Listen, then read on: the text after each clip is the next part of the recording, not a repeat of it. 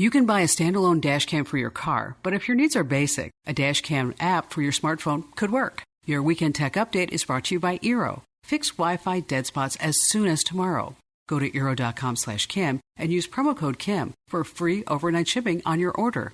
All you need is a smartphone, a power source, a mount for your phone, and one of these apps. Cam on Road is free. It includes 2 gigs of free cloud storage for dashcam recordings.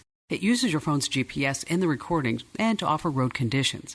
But it's only available for Apple. For Android, AutoBoy Dashcam continuously records and also uses the phone's GPS. The basic version is free, but you'll pay for a smart crash sensor, LED backlight, and YouTube backup. Finally, Nexar AI uses the community approach to alert you of problems on the roads, and it's also a dash cam. You can use the phone's camera or buy a cam from Nexar to use with the app. It works on both iOS and Android. Find links at Komando.com. I'm Kim Komando. Learn something new every day. I'll deliver tech knowledge right to your inbox. Sign up now at Komando.com/subscribe.